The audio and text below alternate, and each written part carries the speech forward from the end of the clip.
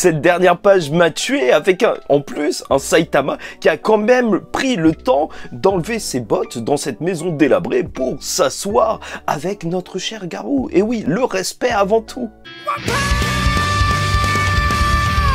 Mesdames et messieurs, ici Chad, on se retrouve aujourd'hui pour la review du chapitre 164 de One Punch Man avec le point abominable qui se retourne contre God. Et ça semble pas du tout anodin puisque c'était une parole d'Orochi et on sait que God, c'est un personnage dans l'univers de One Punch Man et peut-être que c'est une petite introduction pour plus tard un affrontement contre lui puisque c'est Saitama, le vrai point, qui se dresse contre lui. Et en plus, on a le groupe de Blast qui est assez mystérieux et croyez-moi, il va falloir en parler parce que ouais, il y a des trucs là. En plus, maintenant, j'ai décidé de lire le webcomic en même temps, sans me spoiler des futurs événements, mais juste pour comparer la version de One, donc le récit principal de One Punch Man, et donc la manière dont Murata a retravaillé ça, parce qu'il y a vraiment d'énormes changements, et c'est assez intéressant de voir cette adaptation de la première histoire de One. Et on commence avec une cover qui, je sais même pas si c'est une blague, en fait, dès le début, il y a écrit l'ultime en arts martiaux et comment être humain, tu vois. Vraiment, tu sens que le titre, il est fait juste comme ça à la va-vite. C'est juste excellent. De toute façon, c'est One Punch Man. Et donc, là, ils doivent retrouver Tareo. Tu te souviens, le petit que Garou n'arrêtait pas de sauver. Tu vois une équipe de héros et tu vois, c'est lunaire, en fait. Et alors que, en fait, tu te rends compte qu'il y a un combat énorme qui est en train de se mener. Et à côté, en fait, les héros, ils se rendent pas du tout compte de ce qui est en train d'arriver. Et voilà, tu vois le gros porc dans l'eau, le roi des porcs, si tu préfères.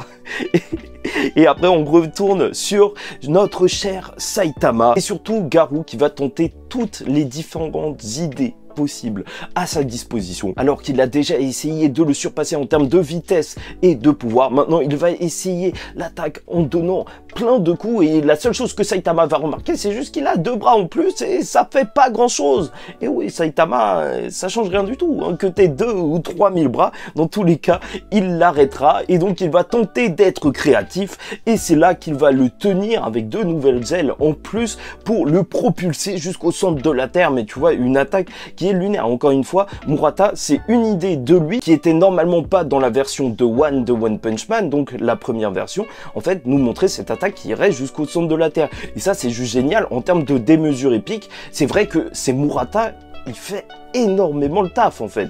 Le truc que tu es en train de lire là, qui est super bien dessiné, en fait, c'est pas juste super bien dessiné, c'est juste que ça prend des proportions, mais juste cosmiques. On va en reparler, puisque voilà, en plus, son coup, il est tellement puissant qu'il fait ressortir les plaques tectoniques de l'autre côté de la Terre, et donc ça fait ressortir des terres dessous la mer, avec même un temple mystérieux, avec une tête de dragon. Franchement, très beaucoup de mystère par rapport à ce qui semble ressembler à Orochi, mais dans tous les cas, ça va sauver encore une fois des gens. Garou, même quand il le veut pas, il sauve des gens à l'autre bout de la planète, puisqu'il y avait des gens qui s'étaient échoués avec leur avion en plein milieu de la mer, et tu voyais le petit prof qui a abandonné tous ses élèves et qui est parti en canoë, et au final, il s'est retrouvé dans la mer, alors que les autres, vu que la Terre, elle est ressortie, ils ont tous été sauvés. Mais là où c'est peut-être le passage le plus intéressant de ce chapitre, c'est qu'on va avoir un passage sur Blast qui se trouve dans une autre dimension avec son groupe, puisque ce qui a changé en fait la physionomie de la Terre, ça a aussi impacté donc le champ gravitationnel et donc tu les vois un petit peu paniquer avec une fille qui s'inquiète et tout et qui explique tout ça. Et là, très intéressant, Boros, ou en tout cas un alien de sa race, parce que oui, je veux pas faire le raciste, mais on ne sait jamais, hein, peut-être que tous les aliens de sa race se ressemblent. Et le Beast King qui avait été tué par Saitama il y a de cela très longtemps, le roi lion si tu préfères, qui se dit mais est-ce qu'un humain aurait pu faire ça? Et je trouve que déjà rien que le groupe qui se remet un petit peu dans l'ombre, ça me fait beaucoup penser aux Illuminati dans les comics de Marvel. Je sais pas si tu connais, mais en gros, de toute façon, il y a des références à ça dans Doctor Strange 2, mais en gros, c'est les chefs de différentes factions, et là, en fait, t'as le roi des bêtes, Horus, peut-être le roi des aliens, entre guillemets, et tout, qui vont s'occuper des grandes décisions cachées de l'humanité. Et normalement, ça tourne assez mal, toutes les décisions qu'ils prennent alors qu'ils essayent de sauver les gens, mais voilà, là, ils vont réparer le sceau interdimensionnel, mais on peut se poser la question, est-ce que c'est le Boros qu'on connaît? Et comment ça se fait qu'il y a Beast King et Beast King?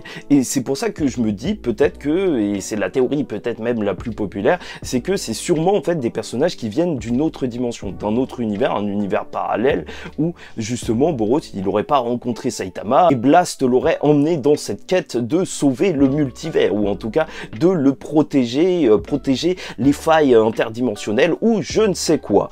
Parce que ok, en fait, quand ils se disent, mais qui a pu faire ça? Il a un petit sourire, mais on n'est pas sûr, tu vois. Et de toute façon, je pense qu'il aurait dit à tout le monde que, bah, il y a qu'une personne qui peut le faire, c'est Saitama. Et là, il y aurait eu une confrontation. Là, pour l'instant, je me dis vraiment que ça doit pas être le Boros qu'on connaît, ou peut-être qu'il a perdu la mémoire, mais vu qu'il y a Beast King, je me dis vraiment que voilà, c'est des personnages d'un univers différent. Dans tous les cas, je pense qu'ils vont se heurter à Saitama au bout d'un moment.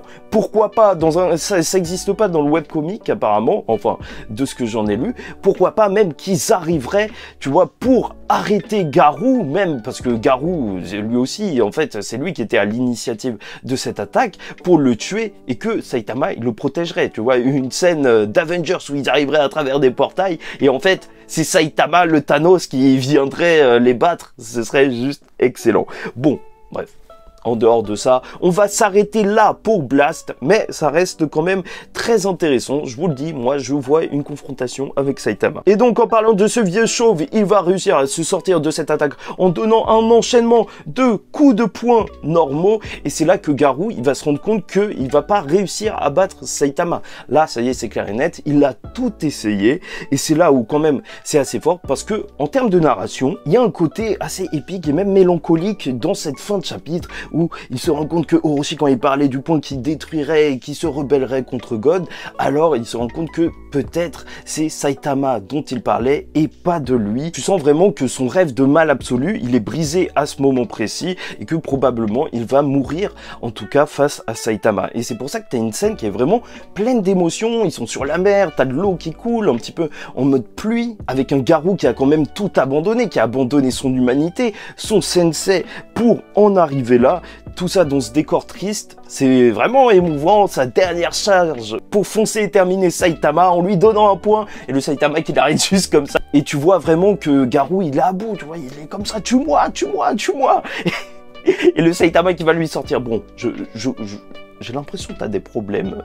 Viens, on se pose, on parle un petit peu. Et c'est là où tu es dans cette scène lunaire où le chapitre il va se terminer. Il est assis comme ça, dans cette petite maison. Garou, il est assis, on dirait, on va lui faire une proposition en mariage et tout. C'est...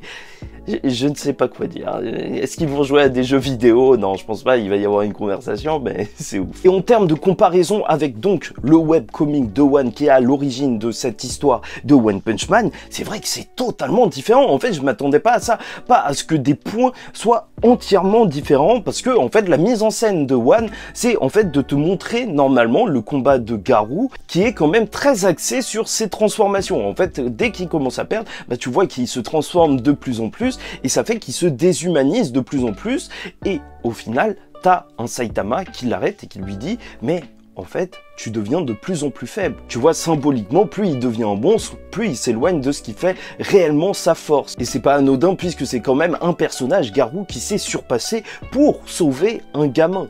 Donc, en fait, lui dire que devenir un monstre, tu vois, par rapport à cette narration, ça le rend juste plus faible, c'est pas si fou que ça. Alors que chez Murata, en fait, ça a monté en tension jusqu'à créer cette fin qui montrait que, en fait, quoi qu'il fasse, il aurait échoué. Même s'il était devenu le plus puissant des monstres, même si, en fait, il se transformait de plus en plus et il aurait pu se transformer encore plus, dans tous les cas, c'était inutile et il aurait perdu. Et même, j'ai très hâte de cette conversation, parce que Murata, qui te les met dans une petite maison comme ça, bah, c'est à la fois une blague, et en fait, c'est totalement différent, justement, de la version de One, où, normalement, ils étaient juste en train de se battre sur le champ de bataille, et il y avait plein de gens qui voyaient le combat, Genos et tout. Donc, là, c'est vraiment une conversation entre les deux. Je pense qu'ils vont pouvoir plus parler à cœur ouvert. C'est vrai qu'en termes de démesure, là, j'ai relu le combat, mais fait par One, on est loin de ce qu'a fait Murata. Murata, quand il a retravaillé le truc, mais il l'a retravaillé pour te montrer un combat, tu vois, où il s'envoie sur des volcans et tout. Ok,